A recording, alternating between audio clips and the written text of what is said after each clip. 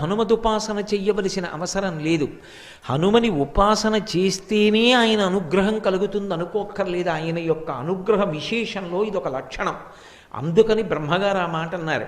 ఎవడు ధర్మమునందు అనురక్తి కలిగినవాడో, ఎవడు భక్తి కలిగినవాడో, ఎవడు ఈశ్వరుని యొక్క పాదములను ఉపాసన చేస్తూ ఉంటాడో అటువంటి వాడికి హనుమ యొక్క కటాక్షము ఎప్పుడూ లభిస్తూ ఉంటుంది. అటువంటి వాణ్ణి హనుమ ఎప్పుడూ కాపాడుతుంటారు. అందుకే మీరు ఎప్పుడైనా హనుమ యొక్క విశేషాల్ని పరిశీలించండి, మీకు స్పష్టంగా ఈ విషయాలన్నీ కూడా ద్యోతకమవుతాయి. శ్రీరామాయణంలో చెప్పబడినటువంటి విషయాలు కొన్నింటిని పరాశర సంహితలో మహర్షి చెప్పారు. హనుమ ఉపాసనకి సంబంధించినటువంటి విషయములనన్నిటినీ కూడా క్రోడీకరించి ఒక చోట గుదిగుచ్చి మనకి పరిశీలనం చేసుకోవడానికి, అనుష్ఠానం చేసుకోవడానికి అత్యంత వీలైనటువంటి రీతిలో మనకి పరాశర మహర్షి అందించారు. పరాశర సంహిత హనుమకి సంబంధించినటువంటి ఉపాసనా విధానాన్ని, ఆయన యొక్క అనుగ్రహాన్ని, ఆయన యొక్క వైభవాన్ని మనకి విశేషంగా అందజేస్తుంది. హనుమ క్షేత్రములు ప్రధానమైనవి ఎక్కడెక్కడున్నాయి, ఎక్కడెక్కడ ఆయన యొక్క అనుగ్రహాన్ని పొందడానికి వీలుగా ఆ క్షేత్రాలు ప్రకాశిస్తున్నాయి, ఈ విషయాలన్నిటినీ కూడా మనకి పరాశర సంహిత చెప్తుంది. మీరు హనుమ ద్వైభవాన్ని, హనుమకి ధర్మము పట్ల ఉండేటటువంటి అనురక్తిని, ఆయన భక్తుడైనటువంటి వాణ్ణి కాపాడేటటువంటి రీతిని, ఆయనకి ఎదురు నిలబడగలిగినటువంటి వాడు లోకంలో ఎవ్వరూ ఉండడు అనేటటువంటి రూఢమైన సత్యాన్ని ప్రకాశింపచేసేటటువంటి రీతిలో రచింపబడి మనకి అందివ్వబడిన పరాశర సంహితని పరిశీలనం చేస్తే కొన్ని అద్భుతమైనటువంటి విశేషాలు ద్యోతకమవుతాయి. శ్రీరామాయణంలో ప్రస్తావించబడకపోయినప్పటికీ మైరావణోపాఖ్యానము అని ఒక ఉపాఖ్యానాన్ని పరాశర సంహితలో మహర్షి చెప్తారు. రావణాసురుని యొక్క శరీర బంధువు మైరావణుడు. రావణాసురుడు ఎంత ప్రమాదకారియో మైరావణుడు కూడా అంతే ప్రమాదకారి. పైగా విశేషమైనటువంటి మాయాశక్తులను కూడా తీసుకుని ఉన్నవాడు. ఎంతటి మాయకైనా సరే లోకాన్ని వశం చెయ్యగలిగినటువంటి వాడు. అటువంటి వాడు పాతాళంలో ఉన్నటువంటి లంకాపట్టణానికి అధిపతి అయి ఉన్నాడు. ఆ మైరావణునికి ఒక చెల్లెలు ఉండేది, ఆమె పేరు దుర్దండి. ఆ చెల్లెలు దుర్దండికి ఒక కుమారుడు ఉండేవాడు, అతని పేరు కాలమేఘుడు. ఒకప్పుడు దేవర్షి అయినటువంటి నారద మహర్షి లోక సంచారం చేస్తూ పాతాళంలో ఉన్నటువంటి లంకాపట్టణానికి వెళ్ళారు. వెళ్ళి ఆ కాలమేఘుడు అనబడేటటువంటి వ్యక్తిని చూశారు. చూసి ఆయన కొన్ని మాటలు చెప్పారు. మనం వెంకటేశ్వర సుప్రభాతంలో చెప్తుంటామే, రేఖామయద్ధశుధాకలచాత పత్ర వజ్రాంకుశాంబురుహ కల్పక శంఖ చక్రై భవ్యైరలంకృతతలౌ పరతత్వ చిహ్నై శ్రీవేంకటేశ చరణౌ శరణం ప్రపద్యే అని. అలా ఆ కాలమేఘుని యొక్క పాదముల యందు కొన్ని అద్భుతమైనటువంటి రేఖలున్నాయి. ఆ రేఖలు ఎవరికి ఉంటాయో అటువంటి వాడు చాలా ఉత్తముడై, పరమ భాగవతోత్తముడై, చాలా గొప్ప చక్రవర్తి కాగలడు. అందుకని ఈ పాతాళలోకంలో ఉండేటటువంటి లంకాపట్టణాన్ని ఈ నీలమేఘుడు పరిపాలన చేస్తాడు. కొంతకాలం అయిన తర్వాత ఇతని పరిపాలనలో ఈ పాతాళలోకానికి చాలా వైభవం కలుగుతుంది అని చెప్పి నారద మహర్షి వెళ్ళిపోయారు. ఇది విన్నాడు మేనమామ అయినటువంటి మైరావణుడు. తన మేనల్లుడు ఆ నీలమేఘుడు ఎక్కడ చక్రవర్తి అవుతాడో, చాలా గొప్ప కీర్తి ప్రతిష్టలు తెచ్చుకుంటాడో, భగవద్భక్తుడై ప్రకాశిస్తాడో, ధర్మమునందు అనురక్తి కలిగిన వాడవుతాడోనని ఆయనని పెద్ద పెద్ద బరువైన ఇనప గొలుసులతో బంధించాడు. సోదరి అని కూడా చూడకుండా తోడపుట్టినటువంటి దుర్దండిని కూడా ఇనప గొలుసులతో బంధించాడు. తనని కన్న తండ్రిని కూడా బంధించి చెరసాలలో ఉంచాడు. వీళ్ళు ఈ పెద్ద పెద్ద ఇనప గొలుసులు మోసుకుంటూ నడవలేక తిరుగుతూ ఉండేవారు. కొద్ది దూరం నడవాలంటే కష్టం. అటువంటి శిక్ష వేశాడు వాళ్ళకి. ఈ సోదరి అయిన దుర్దండి, ఆమె కుమారుడైనటువంటి ఆ నీలమేఘుడు పడరాని ఇడుములు పడుతున్నారు మైరావణుని యొక్క రాజ్య పరిపాలన యందు. ఇలా ఉండగా ఒకప్పుడు రామచంద్రమూర్తి సముద్రానికి సేతువు కట్టి లంకాపట్టణాన్ని చేరుకుని సీతమ్మ తల్లిని తిరిగి పొందడం కోసమని రావణాసురుడితో యుద్ధం చేయడానికి సంకల్పించినటువంటి రోజులలో రామచంద్రమూర్తిని లక్ష్మణస్వామిని అపహరించి తీసుకుని వెళ్ళిపోయి కీడు తెలపెట్టడం తనకి సాధ్యం కావడం లేదని నిశ్చయానికి వచ్చినటువంటి దురాత్ముడైనటువంటి రావణాసురుడు తన బంధువు మేనమామ అయినటువంటి మైరావణుణ్ణి ఆశ్రయించి ఎలాగైనా సరే రామలక్ష్మణుల్ని అపహరించి తీసుకుని వెళ్ళి నిర్జించమని కోరాడు. ఆ రోజులలో స్వామి హనుమ తన యొక్క వాలము చేత తోక చేత ఒక పెద్ద ప్రాకార నిర్మాణం చేస్తుండేవారు రాత్రివేళ. అందులో వానర సైన్యం అంతా పడుకునేది. ఆయన తన తోకనే ప్రాకారంగా పెట్టి ఉండేవారు. ఆ తోక దాటి వెళ్ళడం లోపలికి ఎవరికి సాధ్యమయ్యేది కాదు.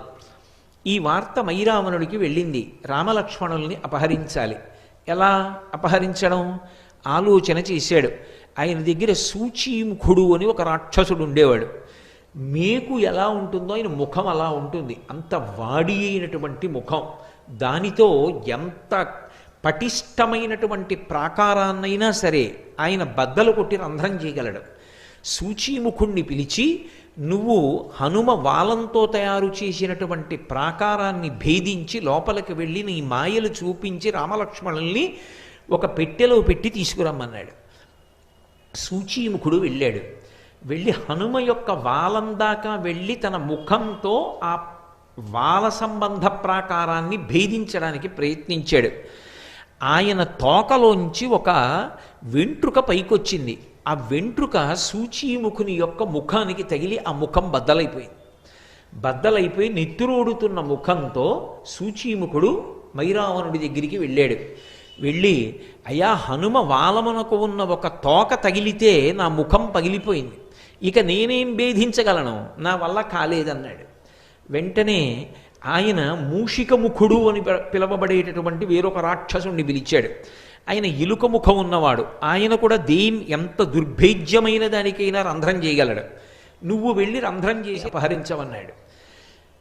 వెంటనే ఆ మూషికముఖుడు బయలుదేరి వచ్చి హనుమ తోకని స్పృశించగానే ఆయన ముఖం కూడా బద్దలైపోయింది. అంతటి తేజోవంతమైన స్వరూపం. అందుకే హనుమ యొక్క మూర్తికి ఒక్క నమస్కారం చేస్తే చాలు, తరువుకొస్తున్నటువంటి దురితాలు ఉపద్రవాలు కూడా పక్కకి తొలగిపోతాయి అని చెప్తారు. మనకి రహదారుల వెంట ఎక్కడ చూసినా పూర్వం పెద్ద పెద్ద హనుమన్ మూర్తిని పెట్టి ఉంచేవారు. ఎందుకంటే అంతంత పెద్ద పెద్ద చెట్లని ఆశ్రయించి ఏ ఉగ్రభూతములుంటాయో ప్రయాణం చేస్తున్న వాళ్ళకి ప్రమాదాలు కలగకూడదని ప్రతి ఊరి వాళ్ళు కూడా ఊరి బయట రహదారి పక్కన హనుమన్మూర్తిని ఉంచి తమ ఊరు దాటి పక్క ఊరు వెళ్ళే వరకు ప్రయాణికులకు ఇబ్బంది కలగకుండా క్షేమాన్ని ఆశించి తమ వంతు సహాయంగా హనుమన్మూర్తులను ప్రతిష్ఠ చేస్తూ ఉండేవారు. ఇప్పటికీ మీకు తూర్పుగోదావరి జిల్లా, పశ్చిమ గోదావరి జిల్లాల్లో కాలవ ఒడ్డున వెళ్ళిపోతుంటే ప్రతి ఊళ్ళో మొట్టమొదట స్వామి హనుమ యొక్క మూర్తి దర్శనం అవుతుంది. ఆయన కనపడ్డారు అంటే చాలు మనసుకి ప్రశాంతత. అటువంటి మహాద్భుతమూర్తి అయినటువంటి ఆ స్వామి యొక్క వాలానికి రంధ్రం చేయడానికి ప్రయత్నించాడు మూషికముఖుడు. ఆయన వాలమునకు తన ముఖం తగలగానే మూషికముఖుని యొక్క ముఖం కూడా బ్రద్దలైపోయింది. ఏడుస్తూ నెత్తురు కారుతూ మైరావణుడి దగ్గరికి వెళ్ళాడు. ఆయన వెంటనే పాషాణభేది అని పిలవబడేటటువంటి ఇంకొక రాక్షసుణ్ణి పిలిచాడు. వజ్రాన్ని కూడా బదలగొట్టగలడు తన ముఖంతో. వజ్రం వజ్రీన భిన్నయేత్ అని లోకంలో సామెత. వజ్రం వజ్రానికే బదలవుతుంది. అటువంటిది వజ్రాన్ని కూడా భేదించగలిగినటువంటి పాషాణభేది అనేటటువంటి శక్తి కలిగినటువంటి ముఖమున్న రాక్షసుణ్ణి పిలిచి ఆ వాల ప్రాకారానికి రంధ్రం చేసి రామలక్ష్మణుల్ని అపహరించమన్నాడు. ఆయన ప్రయత్నించాడు, విఫలుడైపోయాడు. తిరిగి వచ్చాడు, మైరావణుడికి చెప్పాడు. వేరొక మార్గం లేదు, ఆయన అనుగ్రహిస్తే తప్ప లోపలికి వెళ్ళడం కుదరదు, రామలక్ష్మణుల్ని అపహరించలేం. ఆలోచించి మైరావణుడు విభీషణుడి యొక్క రూపాన్ని పొందాడు. ఎందుకని అంటే వాళ్ళు కామరూపులు, కావలసినటువంటి రూపాన్ని పొందుతారు. విభీషణుడి రూపాన్ని పొంది ఒక పెద్ద పెట్టొకటి చేత్తో పట్టుకొని స్వామి హనుమ పాదముల దగ్గరకు వెళ్ళి నిలబడి పైకి చూసి హనుమకి నమస్కారం చేసి, హే హనుమ, మీరు ఇక్కడ కాపలా ఉండబట్టి ఆ వాళ్ళ ప్రాకారంలో రామలక్ష్మణులు ఇద్దరూ హాయిగా నిద్రపోతున్నారు. కానీ పగలు చేసినటువంటి యుద్ధంలో వాళ్ళ శరీరానికి కలిగినటువంటి గాయములకు ఉపశాంతి కలగాలని ఓషధుల్ని తీసుకొచ్చాను. లోపలికి వెళ్ళి రామలక్ష్మణుల దర్శనం చేసి వాళ్ళు క్షేమంగానే ఉన్నారు అన్నది రూఢం చేసుకుని ఈ ఓషధులు ఇచ్చి వస్తాను, కొద్దిగా చోటు ఇవ్వవలసింది అని అడిగాడు. విభీషణుడు వచ్చాడు అన్న ఆలోచనతో రామలక్ష్మణుల యొక్క క్షేమాన్ని అపేక్షించేటటువంటి లక్షణమున్న హనుమ తన తొడల సందులో కొద్దిగా చోటిచ్చారు. ఆ తొడల సందులోంచి వెళ్ళిపోయాడు లోపలికి మైరావణుడు. వెళ్ళి తను తెచ్చినటువంటి ఓషధుల్ని పిండితే ఏ నిద్రపోతున్న వ్యక్తి అయినా మూర్ఛలోకి వెళ్ళిపోతారు. అటువంటి ఓషధుల్ని పిండాడు. రామలక్ష్మణులు ఇద్దరూ మూర్ఛలోకి వెళ్ళిపోయారు. ఇద్దరినీ పెట్టెలో పెట్టుకుని మూత వేసి మళ్ళీ బయటికి వచ్చేసాడు. లోపలికెళ్ళి చూశాను, రామలక్ష్మణులు నిద్రపోతున్నారు. రాత్రివేళ రాక్షసులు సంచరించేటటువంటి సమయం. రాక్షసులు మహామాయావులు.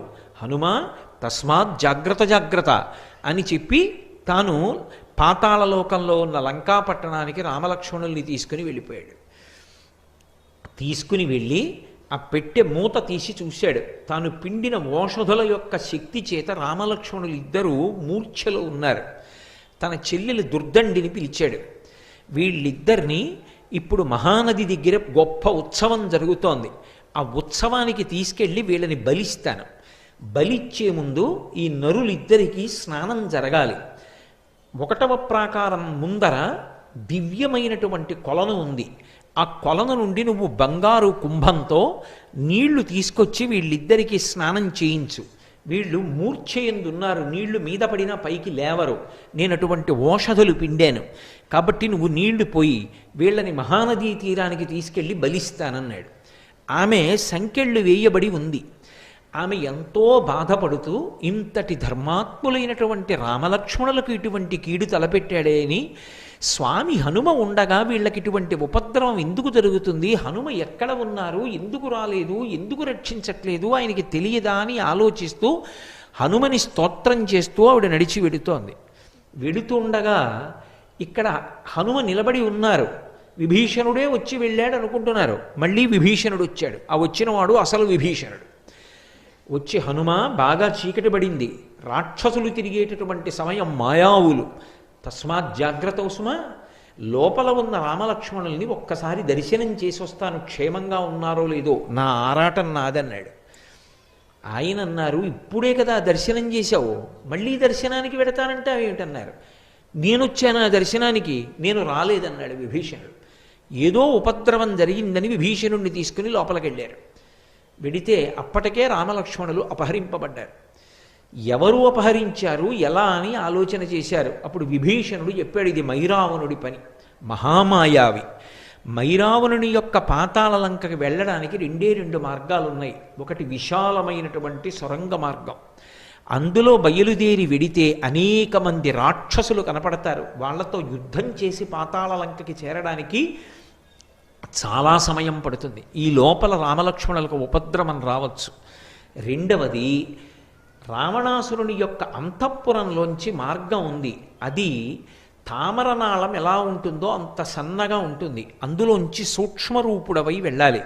వెళ్ళిన తరువాత పాతాళలంక యొక్క బహిప్రదేశానికి చేరుకుంటావు. అక్కడ మొదటి ప్రాకారాన్ని దాటడం చాలా చాలా కష్టం, అసలు ప్రాకార ప్రవేశం చెయ్యలేరు. అటువంటి ఏర్పాట్లున్నాయని నేను విన్నాను, అక్కడ వరకే నాకు తెలుసు. అక్కడ ఏ పాటిని అలికిడి తెలిసినా ఏకకాలమునందు 1 కోట్ల మంది రాక్షసులు వచ్చి మీద పడిపోతారు. జాగరూకుడవై వెంటనే బయలుదేరమన్నారు. మహానుభావుడు స్వామి హనుమ వెంటనే రామలక్ష్మణుల యందు ఉన్న భక్తి చేత ఆ నాళ మార్గం గుండా బయలుదేరి లోపలికి వెళ్ళారు. వెళ్ళేటప్పటికి తిన్నగా ఈ జలాశయం దగ్గరికి వెళ్ళారు. అక్కడ ఏడుస్తూ దుర్దండి కనపడింది. దుర్దండి అంటే మళ్ళీ మీరు జ్ఞాపకం తెచ్చుకోండి, ఆవిడ మైరావణుని యొక్క చెల్లెలు. అక్కడ ఒక పెద్ద శమీ వృక్షం ఉంది. లంకాపట్టణంలో అయితే శిశుపా వృక్షం, ఇక్కడ శమీ వృక్షం. శమీ వృక్షం మీదకెక్కి కూర్చున్నారు. కూర్చుని ఈమె ఎందుకు ఏడుస్తోంది అని పరిశీలించారు. ఆమె వెక్కుతూ పైకి అంటోంది, హనుమ ఏమయ్యారో, హనుమ ఎక్కడున్నారో, హనుమ ఉంటే రామలక్ష్మణులకు ఇటువంటి కీడు ఏర్పడదే అని. వెంటనే వచ్చి అమ్మా నువ్వెవరు స్వాంతన పొందు నిజం చెప్పన్నారు, మైరావణుడే మాయావేషంలో వచ్చాడేమోనని దుర్దండి భయపడింది. కానీ హనుమ పలికినటువంటి స్వాంతన వచనముల చేత ఊరట పొందినటువంటి దుర్దండి తాను రామలక్ష్మణులకు నీటిని పట్టికెడుతున్నటువంటి విషయాన్ని స్నానం చేయించిన తరువాత మైరావణుడు వాళ్ళిద్దరినీ మహానదీ తీరానికి తీసుకెళ్లి బలివ్వాలనుకుంటున్నటువంటి విశేషాన్ని చెప్పింది. నన్ను ఎలాగైనా మైరావణుడు ఉన్న అంతఃపుర ప్రాంతంలోకి ప్రవేశపెట్టగలవా అని అడిగారు. ఇక్కడ ఒక విశేషం ఉంది. అసలు మొదటి ప్రాకారంలోకి పట్టణంలోకి ప్రవేశం చెయ్యాలి అంటే ఒక బిలమార్గం ఉంటుంది. ఆ బిలంలోంచి వెళ్ళాలి. వెళ్ళేటప్పుడు ఆ రంధ్రంలో దూరి వెళ్ళగానే ఒక త్రాసు ఒకటి ఉంటుంది. త్రాసుకి 2 తక్కెళ్ళు ఉంటాయి. ఈ 2 తక్కెళ్లలో ఏదో ఒక తక్కెడ మీద నుంచి నడిచి వెళ్ళాలి. అది మైరావణుడు పరమశివుడి గురించి గొప్ప తపస్సు చేసి పొందినటువంటి త్రాసు. ఎవరైనా లోపలికి వెళుతున్నప్పుడు ఎంత సూక్ష్మరూపంతో వెళుతుండనివ్వండి, వాడు మైరావణుడి మిత్రుడైతే త్రాసు అలాగే నిలబడుతుంది సమంగా 2 తక్కెళ్ళను. ఒకవేళ ఎవరైనా శత్రువు వెడుతూ ఉంటే వెంటనే ఒకవైపు ఉన్నటువంటి తక్కెడ కిందకి దిగి రెండవది పైకి లేస్తుంది. పిడుగులు పడిన ధ్వని ప్రమాద ఘంటికలు మోగుతాయి. ఆ పాతాళ లంకంతా రాక్షసులందరూ విచ్చుకత్తులు పట్టుకుని త్రాసు దగ్గరికి వచ్చేస్తారు. కాబట్టి ఎలా మిమ్మల్ని తీసుకెళ్దామని అడిగింది. నేను ఈ జమ్మి ఆకంత రూపాన్ని పొందుతాను. మీరు శమీ వృక్షాన్ని చూసి ఉంటారు. శారదా నవరాత్రుల్లో విజయదశమి నాడు శమీ పూజ అని చేస్తాం. చాలా చిన్న ఆకు ఉంటుంది. అంత సూక్ష్మ రూపాన్ని పొంది ఆమె పట్టుకున్నటువంటి జలకలశలోకి ప్రవేశించి దాని అంచు పట్టు కూర్చున్నారు. అది ఆయన అనుగ్రహ విశేషం. మహానుభావుడు ఏ రూపాన్నైనా ధరిస్తారు, కామరూపి. ఆ జలకలశ పట్టుకుని ఆ దుర్దండి ఆ బిలంలోంచి ప్రవేశించి తక్కెట మీద అడుగుపెట్టింది. అది పరమశివానుగ్రహంతో వచ్చిన త్రాసు. మైరావణునికి విరోధి అయినటువంటి హనుమ ప్రవేశిస్తున్నారని త్రాసుకి తెలిసిపోయింది. అది వెంటనే రెండవ పక్క తక్కెడ దిగిపోయి పిడుగులు పడిన చప్పుడు వచ్చి భయంకరమైన గంటలు మోగాయి, ప్రమాద గంటికలు. వెంటనే రాక్షసులు వచ్చి మీద పడిపోయారు. హనుమ పరమ భయంకరమైనటువంటి రూపాన్ని పొంది రాక్షసులందరినీ మర్దించారు. ఆయనకి అది పెద్ద విశేషం కాదు. అరిచేత్తో కొట్టి చంపేస్తారు. అమిత్రాణం భయకరో. అందుకే కదా జయమంత్రంతో చెప్తారు. జయమంత్రంలో అంటారు, పాదపైశ్చ సహస్రశ అర్ధయిత్వా పురీం లంకాం అభివజ్యచ మైథిలీం అంటారు. నేను రాళ్ళు విసిరి చంపుతాను, నా అరికాళ్లతో తొక్కి చంపుతాను, అరిచేతులతో మర్దించి చంపుతాను, మోచేతులతో పొడిచి చంపుతాను, నా కోరలతో కురికి చంపుతాను, శిరస్సుతో కుమ్మి చంపుతాను, శిలాభిస్తు ప్రహరత నాకు రాళ్ళు పెట్టి కొట్టి చంపుతాను, పర్వత శిఖరములను ఊడదీసి విసురుతా, చెట్లు పెకలించి విసురుతా, నాకు ఆయుధం అక్కర్లేదు. అంతటి మహాతేజోమూర్తి. కాబట్టి ఆయన ఈ రాక్షసులందరినీ సంహరించారు. కానీ ఎక్కడి నుంచో ఒక మహావీరుడు వచ్చాడు. ఇద్దరి మధ్య అరివీర భయంకరమైనటువంటి యుద్ధం జరిగింది. ఎంత యుద్ధం చేసినా స్వామి హనుమ అవతల యుద్ధానికి వచ్చినటువంటి వీరుణ్ణి మట్టు పెట్టలేకపోయారు. ఆఖరికి హనుమ అంతటి వారు బడలిపోయారు. అంత బడలిపోయి ఆశ్చర్యపోయారు. ఇంత శక్తి కలిగినటువంటి వాడు ఎలా తయారయ్యాడు అసలు? పైగా ఇతన్ని చూస్తే నాకేదో అవ్యాజమైన ప్రేమ కలుగుతోంది. ఇంతటి మహావీరుడు అని నాకు కోపం రావట్లేదు, చంపేద్దామన్న తీవ్రమైన ఇచ్ఛ కలగట్లా. ఏదో ఉందని ఒక్కసారి ఆగి, అసలు నువ్వెవరు నాతో ఇంతసేపు నిలబడి పోరు సాగించగలిగావు, నీ గాథ ఏమిటి చెప్పమన్నారు. అంటే ఆయన తన కథ చెప్పడం మొదలుపెట్టాడు. ఒకానొకప్పుడు ఒక గంధర్వకాంత ఉండేది. ఆమె మతంగ మహర్షి చేత వేరొక కారణానికి శపింపబడి ఒక పెద్ద చాపగా మారి దక్షిణ సముద్రంలో ఉండేది. ఆమెకి శాపావకాశం ఎప్పుడు కలుగుతుంది, ఎప్పుడు పోతుంది ఆ శాపం అని ఆమె మతంగ మహర్షిని ప్రార్థించింది. హనుమ ఎప్పుడైనా అలసట పొందితే, అలసట పొందినటువంటి హనుమ ఒంటి నుండి చెమట పుడితే ఆ చెమట ఆయన ఇలా తీసి పక్కన పడేస్తే, ఆ చెమట నువ్వు మింగితే, చెమట వలన నీకు కొడుకు పుడితే నీకు శాపం పోతుంది. కానీ నీకు భూత భవిష్యత్ వర్తమాన కాలముల యందు దృష్టినిస్తున్నాను, అది పోదు. గతంలో ఏం జరిగిందో, ఏం జరుగుతోందో, ఏం జరగబోతోందో నీకు తెలుస్తుంది. నీకు ఆ శక్తినిచ్చాను, వెళ్ళమన్నారు మతంగ మహర్షి. అన్నీ రామకార్యం కోసం వచ్చినవే. మహర్షుల యొక్క ఏర్పాటు అంత చాకచక్యంగా. ఆమె దీర్ఘదీహి అన్న పేరుతో పెద్ద చాప అయి దక్షిణ సముద్రంలో ఉంది. స్వామి హనుమ సేతుబంధనం జరుగుతున్న సమయంలో అలసట పొందారు. పెద్ద పెద్ద బండరాళ్ళు తెచ్చి సముద్రంలో వేస్తున్నారు. చెమట పట్టదండి మరి. చెమట పట్టి ఆయన నుదుటికి ఉన్న చెమటని ఇలా తీసి ఇలా అన్నారు. ఇలా అన్నప్పుడు దులపబడినటువంటి ఆ చెమట బిందువుల్ని దీర్ఘదేహి అయినటువంటి గంధర్వకాంత చాప రూపంలో ఉన్నది పెద్ద నోరు తెరిచి పట్టుకుని గుటుక్కుని మింగింది. అది మహర్షి యొక్క మాట. అది ఉత్తినే పోవడానికి వీల్లేదు. అలా పుడతారా అండి అంటే అది సామాన్య విశేషం. యోగి నోటి వెంట వచ్చిన మాట అబద్ధం అవడానికి వీల్లేదు. అది సత్యమై తీరాలి. ఈశ్వరుడు సత్యం చేస్తాడు. అందువల్ల ఆమె గర్భిణి అయింది. లోపల పిల్లవాడు పెరిగాడు. ఆ పిల్లవాడు పుట్టిన తర్వాత ఆమెకి శాప విమోచనం అయిపోయింది. ఆమె ఆ పిల్లవాడికి మత్స్యవల్లభుడు అని పేరు పెట్టింది. నాయనా, నువ్వు హనుమ యొక్క కుమారుడివి, నేను గంధర్వకాంతని, శాపం చేత ఇలా వచ్చాను. నువ్వు పరమ దుర్మార్గుడైనటువంటి మైరావణుణ్ణి సేవిస్తూ ఉండు. దానివలన నీకు ఒక ప్రయోజనం కలుగుతుంది. నీ తండ్రి దర్శనమవుతుంది. ఒకానొకనాడు నీ తండ్రికి ఉపకారం చెయ్యగలుగుతావు. ఆయన అత్యంత ఒత్తిడిలో వస్తాడు. వచ్చినప్పుడు నువ్వు ఉపకారం చేస్తావు. అక్కడ ఉండమంది. అందుకని నా పేరు మత్స్యవల్లభుడు, నేను హనుమ యొక్క కుమారుణ్ణి. అందుకని నన్ను మట్టు పెట్టడం అంత తేలిక కాదు. మా తండ్రి గారి యొక్క వైభవం నాది. హనుమ చూసి పరమ సంతోషంతో వెళ్ళి పుత్రగాత్ర పరిష్వంగం కొడుకుని కౌగలించుకుని మురిసిపోయి, నాయనా, నిన్ను చూస్తే ఎంతో ముచ్చటగా ఉంది. నేనే హనుమని, నువ్వు నా కుమారుడవు, నీ యందు అపారమైన ప్రీతి పొందాను అంటే తండ్రి కాళ్ళ మీద పడి నమస్కారం చేసి, నాన్నగారు నేను మీకు ఎలా ఉపయోగపడగలనని అడిగాడు. మైరావణుని యొక్క అంతఃపురాన్ని చూపించమన్నారు. అంతఃపురాన్ని చూపించాడు. ఇక నువ్వు వెళ్ళిపోమ్మని ఆ మైరావణుడితో యుద్ధం చేసి స్వామి హనుమ ఆ మైరావణుణ్ణి మట్టు పెట్టారు. మట్టు పెట్టడం అంత తేలికగా ఏమైపోలేదు. ఎందుకంటే ఇద్దరి మధ్య ప్రచండమైన యుద్ధం జరిగింది. ఆయన తన దంతములతో మైరావణుడి యొక్క కంఠాన్ని కొరికేసి గోళ్లతో శరీరాన్ని ఖండములుగా చీల్చి పక్కన పారేసినా మళ్ళీ వాడు వచ్చి యుద్ధం చేసేవాడు. అసలు ఎలా మరణిస్తాడు ఈ మైరావణుడు? ఏం చేసినా మళ్ళీ బ్రతుకుతున్నాడు. తెల్లబోయారు హనుమ. అప్పుడు దుర్దండి చెప్పింది, శరీరాన్ని ఎంత హింస పెట్టినా మరణించాడు. ఆయన మరణించాలి అంటే ఒకే ఒక్క కారణానికి మరణిస్తాడు. అదిగో మీరు యుద్ధం చేస్తున్న చోట మధ్యలో ఒక రాయి ఉంది. ఆ రాతిని హనుమ మీరు మీ కాలుతో తన్నండి. ఆ కింద చిన్న బిలం ఉంది. ఆ బిలంలోంచి 5 తుమ్మెదలు పైకొస్తాయి. ఇతని పంచప్రాణాలు తుమ్మెదల్లో ఉన్నాయి.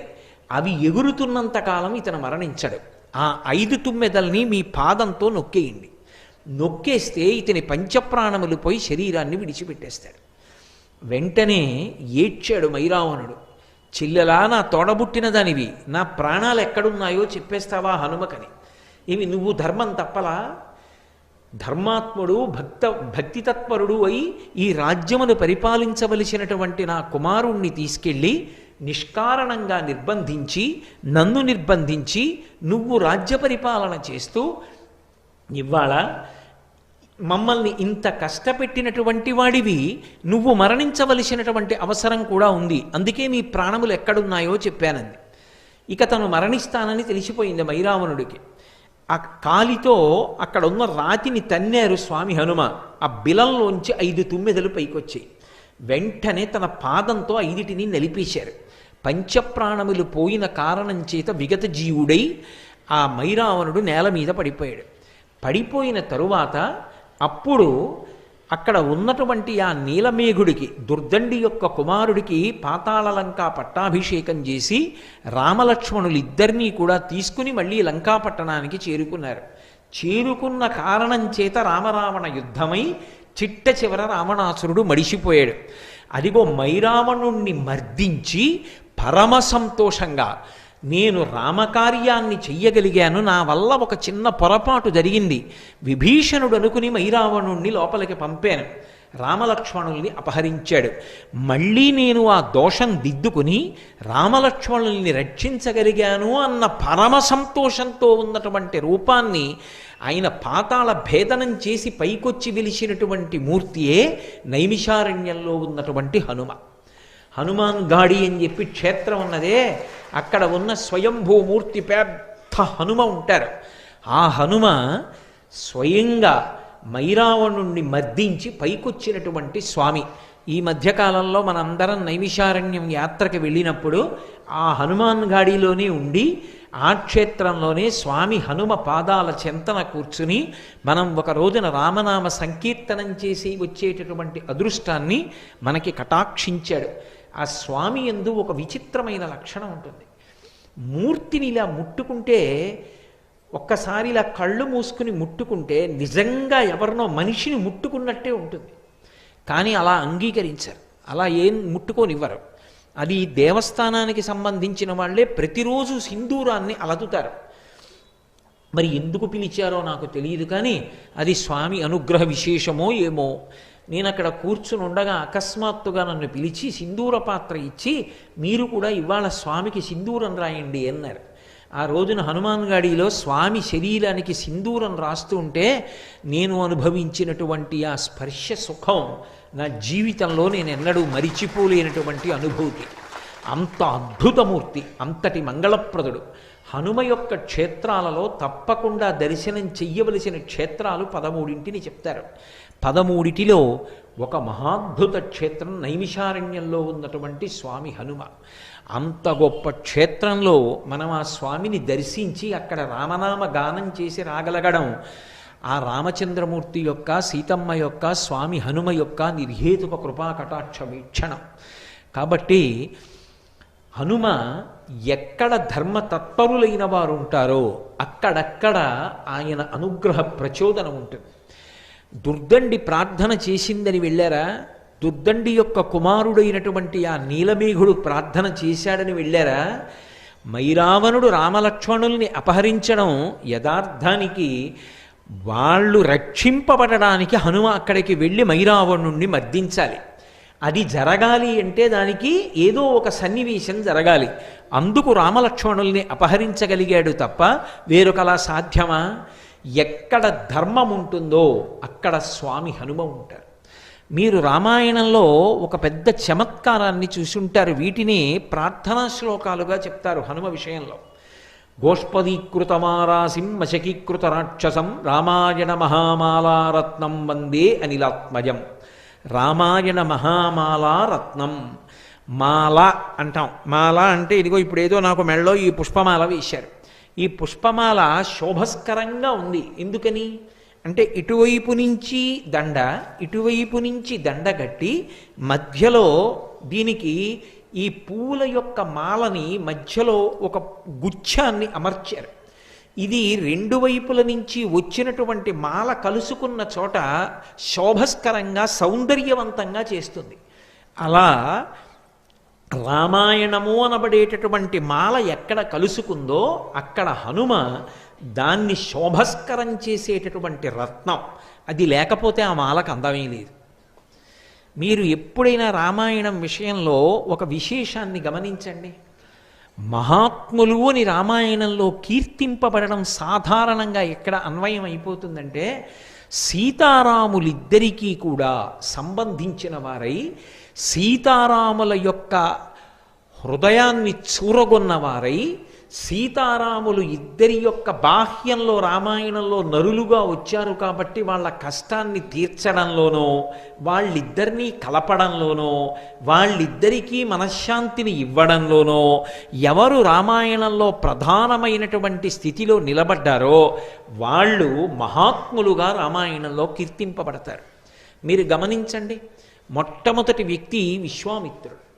విశ్వామిత్రుడు శ్రీరామాయణంలో బాలకాండ ఒక్క దాంట్లోనే కనపడతారు. ఒక్క బాలకాండలోనే కనపడినప్పటికీ విశ్వామిత్రుడు అసలు సీతారాములు ఇద్దరినీ కలిపాడు. సీతా కళ్యాణం చేసినది ఎవరు అంటే విశ్వామిత్రుడే. విశ్వామిత్రుడే రామలక్ష్మణులు ఇద్దరినీ కూడా మిథిలా నగరానికి తీసుకెళ్ళాడు. శివధనుర్భంగం చేయించాడు. విశ్వామిత్రుడి కారణంగానే సీతమ్మ రాముడి పక్కకెళ్ళింది, రాముడు సీతమ్మ పక్కకు వచ్చాడు. సీతారామ కళ్యాణం జరగడానికి కారకుడైన వాడు బ్రహ్మర్షి విశ్వామిత్రుడు. ఆ విశ్వామిత్రుడు రామాయణంలో మహాత్ముడై శాశ్వతమైనటువంటి కీర్తి గణించుకున్నాడు.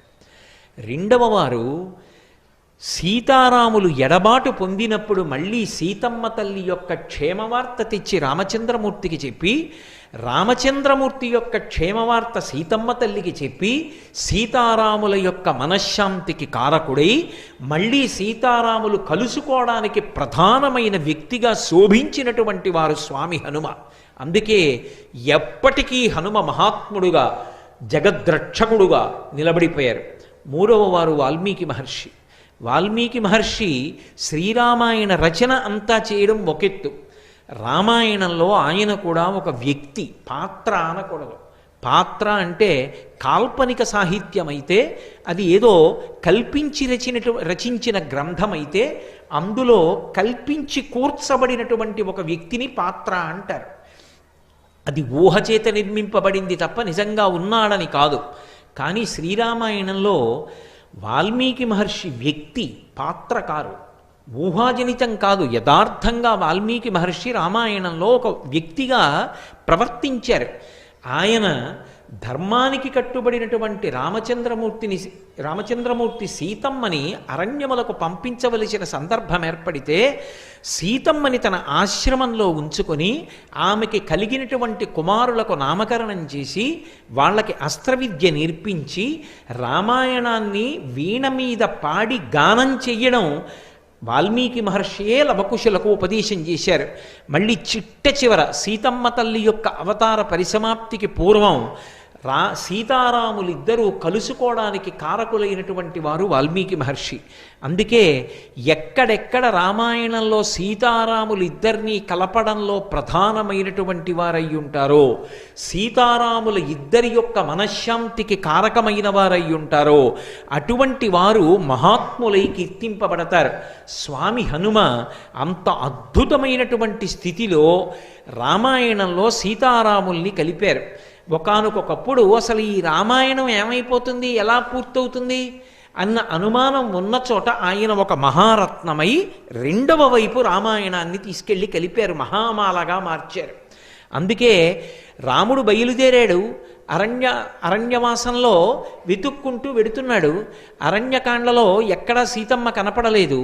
కానీ సుగ్రీవుడికి రామచంద్రమూర్తికి సంధి కుదిరేటట్టుగా ప్రధానమైనటువంటి స్థితిలో ప్రవర్తించి వారిద్దరికీ సంధి చేసినటువంటి వారు స్వామి హనుమ.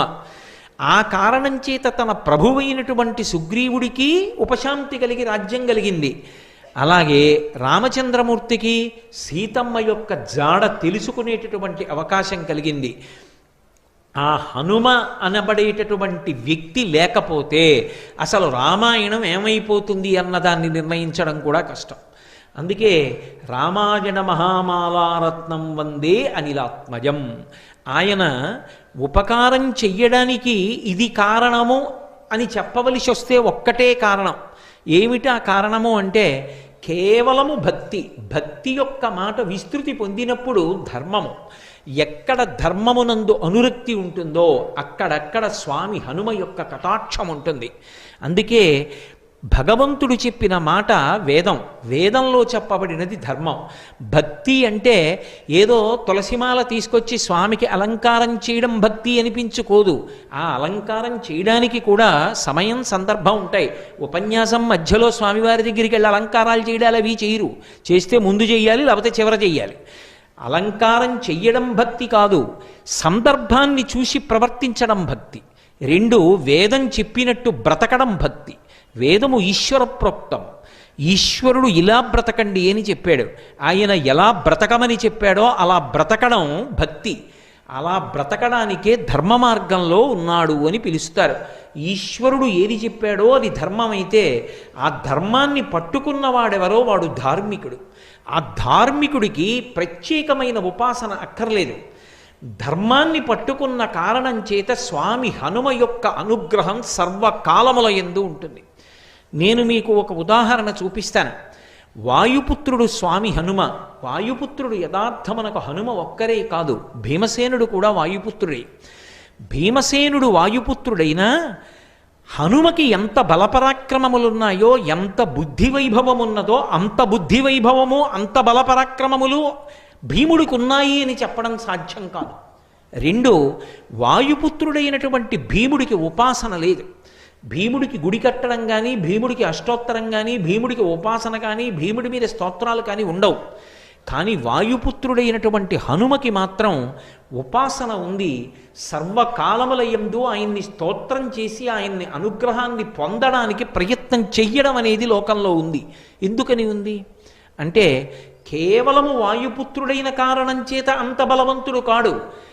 ఆయన తన నడవడి చేత అసలు అవతార ప్రారంభమునందే దేవతలందరి యొక్క విశేషానుగ్రహము చేత, తన బుద్ధిబలము చేత, గురువు యొక్క కటాక్షము చేత, సీతారాముల అనుగ్రహ బలం చేత, తన భక్తి చేత, తన యొక్క ధర్మం చేత, తన యొక్క త్యాగము చేత అంత వైభవోపేతమైనటువంటి స్థితిని సంతరించుకున్నారు. అందుకే అడగవలసిన అవసరం లేకుండా ధర్మం ఎక్కడ నిలబడాలో అక్కడ హనుమ యొక్క రక్షణ ఉంటుంది. అందుకే ధర్మాత్ములైన వారి జోలికి, పరమ భక్తులైన వారి జోలికి వెళ్ళి వాళ్ళ మనసు కష్టపడి వాళ్ళని ఇబ్బంది పెట్టే ప్రయత్నం చేశారనుకోండి, ఆయన మనసు కష్టపడనంత కాలం పర్వాలేదు. ఆయన కన్నుల నీరు కారిందనుకోండి, హనుమ ఆయన సంగతి చూడడం మొదలుపెట్టిన నాడు ప్రమాదాలు ఏర్పడతాయి. అందుకే హనుమ జోక్యం ఎందుకుంటుంది అంటే ధర్మం కోసం ఉంటుంది. మీకు నేను దీనికి ఒక ఉదాహరణ చూపిస్తాను. త్రేతాయుగంలో రామాయణం జరిగింది. ద్వాపర యుగంలో కురుక్షేత్ర సంగ్రామం జరిగింది. ద్వాపర యుగంలో ఒకానొకప్పుడు పాండవులందరూ కూడా అరణ్యవాసం చేశారు. ఎందుకు అరణ్యవాసం చేశారు, ఎందుకు అజ్ఞాతవాసం చేశారు, ఈ విశేషాలన్నీ మీకు తెలిసున్నవి. వాళ్ళు అరణ్యవాసం చేస్తున్న రోజులలో 6 రోజులు బదరీ క్షేత్రంలో ఉన్నారు. 6 రోజులు బదరీ క్షేత్రంలో ఉన్నప్పుడు ఒక రోజున భీమసేనుడు ద్రౌపదీదేవితో కలిసి ఆ బదరీ క్షేత్రానికి కింద హిమవత్ పర్వత ప్రాంతంలో ఒక చోట కూర్చుని ఉన్నాడు శిలావేదిక మీద. ఎక్కడ నుండో పెద్ద గాలి వేసింది. ఆ గాలికి ఒక పెద్ద తామర పువ్వు ఒకటి వచ్చి వాళ్ళ దగ్గర పడింది. కుతూహలంగా ద్రౌపదీదేవి ఆ తామర పువ్వుని పైకెత్తి చూసింది. అది 1000 రేకుల పద్మం, సహస్రపత్ర కమలం. అందులోంచి విశేషమైన సువాసన వస్తోంది.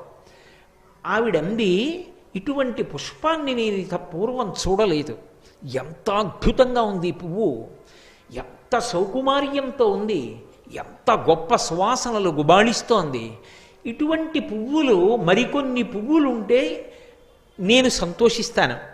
ఇటువంటి పువ్వులు మరికొన్ని నా కొరకు తెచ్చిపెట్టగలరా అని భీమసేనుణ్ణి అడిగింది. ఏదైనా సాధించడం అంటే మహాసంతోషం భీముడికి. ఆయన ఆ 1000 రేకుల తామర ఎటువైపు నుంచి వచ్చి పడిందో, ఆ గాలి ఎటువైపు నుంచి వచ్చిందో దానికి అభిముఖంగా ప్రయాణం మొదలుపెట్టాడు. ఆ హిమవత్ పర్వత శృంగముల మీద ప్రయాణం చేస్తున్నాడు. కనపట్ట జంతువుల్ని తన చేతులతో మర్దిస్తున్నాడు. మంచి చల్లటి నీరు కలిగినటువంటి ఒక సరోవరం కనపడింది. అందులో దిగాడు, స్నానం చేశాడు. కనపడ్డ తీయటి పళ్ళన్నీ తింటున్నాడు. నడిచి వెడుతున్నాడు. ఆ వెడుతున్నప్పుడు కిన్నెరకాంతలు మొదలైనటువంటి వాళ్ళు ప్రచ్ఛన్న రూపాలతో గుహల్లో దాక్కుని భీమసేనుని యొక్క పౌరుష పరాక్రమాల్ని, ఆయన యొక్క అద్భుతమైనటువంటి ఆ శరీరాన్ని చూసి ఆశ్చర్యపోతున్నారు. ఆ స్నానం చేసి బయలుదేరి వెడుతున్నటువంటి భీముడికి ఆ ప్రకృతి, ఆ వాతావరణం పులకింపచేసి లోపల కలిగినటువంటి సంతోషాన్ని పట్టలేక తన శంఖాన్ని తీసి పెద్దగా పూరించి సింహనాదం ఒకటి చేశాడు. చేసేటప్పటికీ అక్కడ ఉన్నటువంటి ప్రాణుల గుండెలు బద్దలైపోయాయి, నెత్తురు కక్కుకున్నాయి. భీమసేనుడి శంఖనాదం, ఆయన సింహనాదం అంటే అలా ఉంటాయి. అదే సమయంలో అక్కడ గంధమాదన పర్వతం ఉంది. ఇప్పటికీ మీరు బదరీ వెడుతుంటే చెప్తారు, ఇదే గంధమాదన పర్వతం అని చెప్తారు. ఇప్పటికీ స్వామి హనుమ ఆ గంధమాదన పర్వతం మీదే ఉంటారు అని చెప్తారు పెద్దలు. పరాశర సంహిత కూడా అదే విషయాన్ని ధృవీకరించింది. మహాభారతం కూడా ఆరణ్యపర్వం అదే విషయాన్ని ధృవీకరించింది. నేనైతే ఏమంటానంటే ఎక్కడ రామనామం ఉంటుందో అక్కడ హనుమ ఉంటారు అని చెప్తాను. కాబట్టి ఆ గంధమాదన పర్వతం మీద విహరిస్తూ వెడుతున్నాడు. ఆ సౌగంధికా పుష్పం, ఆ 1000 రేకుల తామర పువ్వు ఎట్నుంచి వచ్చిందో ఆ చెట్టు వెతుకుతూ వెడుతున్నాడు. వెతుకుతూ ఉండగా అక్కడే పెద్ద కదళీవనం ఉంది. కదళీవనం అంటే అరటి తోట. అరటి తోటల్లో స్వామి హనుమ తిరుగుతూ ఉంటారు. ఆయనకి అది మిక్కిలి ప్రీతిపాత్రమైనటువంటి ప్రదేశం. ఆ అరటి తోటలో స్వామి హనుమని ఉపాసన చేసిన, అరటి తోటలో హనుమ యొక్క మూర్తిని పెట్టి హనుమాన్ చాలీసా చదివిన, హనుమ మీద ఇందాక నేను మీకు ఆ మైరావణుని యొక్క ఉపాఖ్యానం చెప్పానే, అందులో ఆ నీలమేఘుడు అనబడేటటువంటి దుర్దండి కుమారుడు స్తోత్రం చేశాడు హనుమని.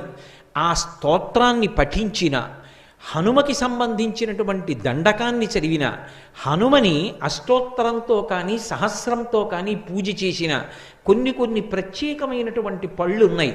నేను ఈ 5 రోజుల ఉపన్యాసంలోనూ వాటి గురించి మీతో మనవి చేస్తాను ప్రత్యేకంగా. ఆ పళ్ళు ఆయనకి నివేదన చేసిన, అరటి తోటలో పూజ చేస్తే హనుమ ఏదో ఒక రూపంలో వచ్చి వాటిని స్వీకరిస్తారు అని ప్రతీతి. ప్రతీతి ఏమి?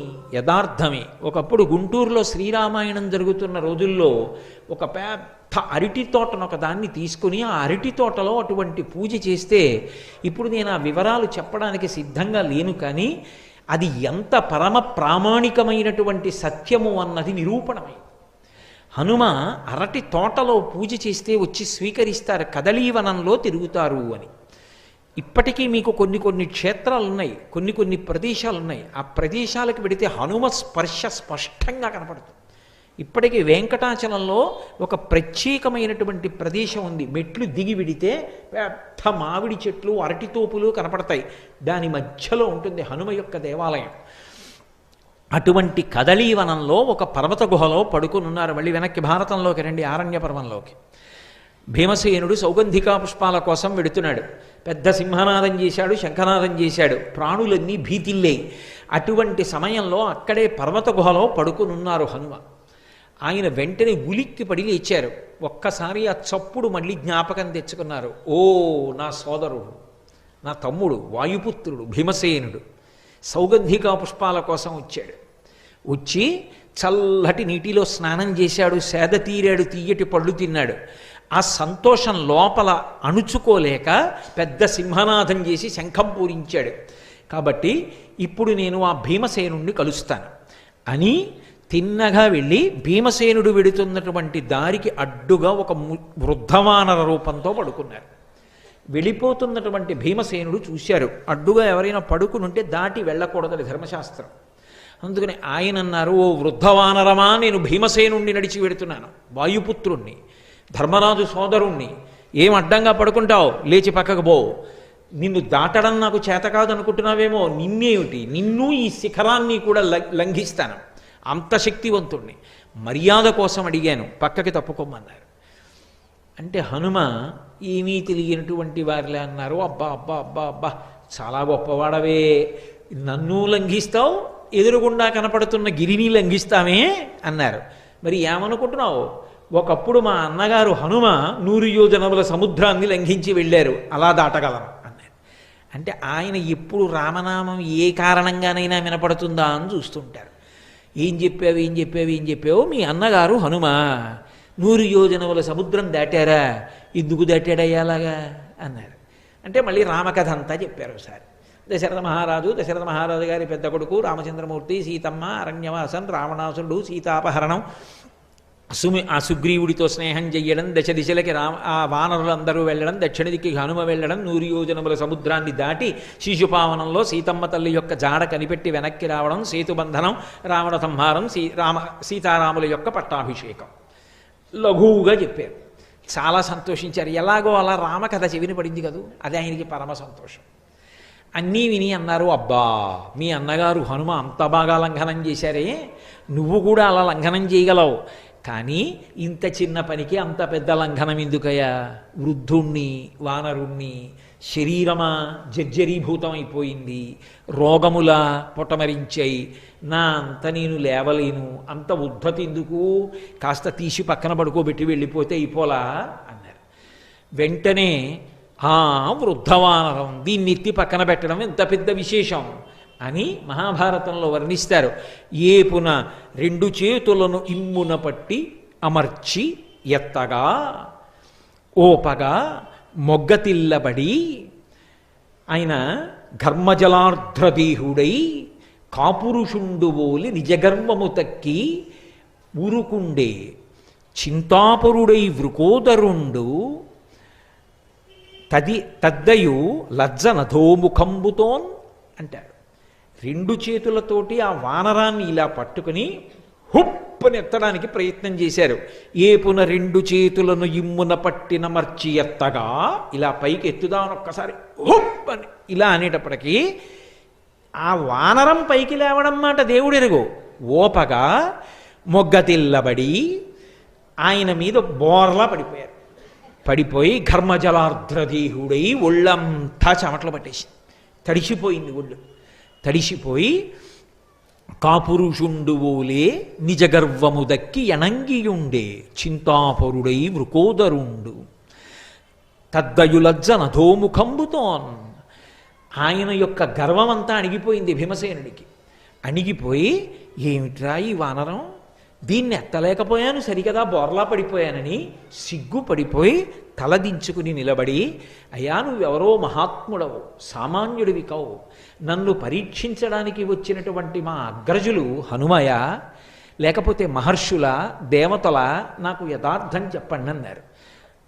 అప్పుడు స్వామి హనుమ, నేను నీ అగ్రజుణ్ణయా, నేను హనుమని, నీ యొక్క శక్తిని పరిశీలనం చేద్దామని ఈ మాట అన్నాను అంటే ఎంతో సంతోషించి రెండు చేతులు కైమోడ్చి నమస్కరించి, అయ్యా మీకు అన్ని విషయాలు తెలుసు, 4 యుగముల యొక్క లక్షణాలు ఎలా ఉంటాయో, 4 యుగాలలో ధర్మ సంస్థాపన ఎలా జరిగిందో ఆయా యుగ లక్షణములను చెప్పమని అడిగారు. అడిగితే సంగ్రహంగా 4 యుగాలు, 4 యుగాలలో శ్రీ మహావిష్ణువు స్వీకరించేటటువంటి అవతారాలు, వాటి యొక్క వర్ణములు, ఆ ధర్మ సంస్థాపన క్రమాన్ని మహానుభావుడైనటువంటి హనుమ ఉపదేశం చేశారు. చేసిన తరువాత భీమసేనుడు ఒక కోరిక కోరారు. అన్నగారు నాకొక్క కోరిక, ఆనాడు మీరు పరమ భయంకరమైనటువంటి రూపాన్ని చూపించారు రామరావణ సంగ్రామంలో, ఏది ఇంకొక్కసారి మీరు అటువంటి రూపాన్ని నాకు చూపించండి, దర్శనం చేస్తానన్నారు. ఎప్పుడో జరిగిన రూపం ఇప్పుడు ఎందుకు లేవయా, ఊరుకో అన్నారు. కాదు కాదు చూడవలసిందే. సరే చూపిస్తాను చూడమని మేరుమందర శంకాశౌ భవౌదీప్తానలప్రభ, మేరు పర్వతం ఎలా ఉంటుందో అలా పెరిగిపోవడం మొదలుపెట్టారు. పెరిగిపోతే ఆయన రూపం 10 దిశలు నిండిపోయింది. నిండిపోతే ఇంతటి ధైర్యశాలి అయినటువంటి భీముడు గజ గజ వణికిపోయాడు ఆ రూపాన్ని చూసి. వణికిపోయి ఇక చూడలేక 2 చేతులతో కళ్ళు మూసేసుకుని, అలా కళ్ళు మూసుకుని 2 చేతులు ఎత్తి నమస్కారం చేసి, నేను చూడలేకపోతున్నాను ఈ రూపాన్ని, నాకు భయం వేస్తోంది, ఉపసంహారం చేసేయండి అన్నాడు. అంటే ఉపసంహారం చేశారు. ఉపసంహారం చేసి మళ్ళీ వృద్ధవానరం ఎలా ఉంటుందో అలా కనపడ్డాడు. కనపడి, ఇది నువ్వు చూపించమన్నావని చూపించినటువంటి రూపం, శత్రువీరులు ఎదురు నిలబడినప్పుడు దీనికి 2 పెరుగుతుంది నా శరీరం. అటువంటి రూపాన్ని చూడడమే సాధ్యం కాదు. అటువంటి రూపంతోనే తొడ కొట్టినా, నా తోక విదల్చినా, నా నోరు తెరిచినా, నా 2 చేతులు పరిగలలా చాచినా, నా పాదములతో తొక్కినా నన్ను ఎదుర్కొని నిలబడగలిగిన వాడు ఈ లోకంలో ఉండడు. ఎందుకయ్యా ఇన్ని ఇడుములు పడతారు? ఒక్క క్షణంలో హస్తినాపురానికి వెళ్ళి మీ శత్రువులైన ధార్తరాష్ట్రుడిని పీనుగు పెంటలు చేస్తాను, మీకు పట్టాభిషేకం చేస్తానన్నారు. మేము పౌరుష పరాక్రమాలు ఉన్నవాళ్ళమే, మీ అండదండలుండగా మాకేమి లోటు స్వామి హనుమ, మీరు మాకు అన్నగారు కాబట్టి మీ ఆశీర్వచనం చాలు, మేము మా పరాక్రమంతో శత్రువుల్ని సంహరించి రాజ్యాన్ని చేపడతాం, మీ ఆశీర్వచనం మాకుంచండి అన్నారు. చాలా సంతోషించారు. మీ పౌరుష పరాక్రమాలు ఏమిటో చూడాలని నాకు కోరికగా ఉంది మీరు శత్రువుల్ని సంహరిస్తున్నటువంటి వేళలో.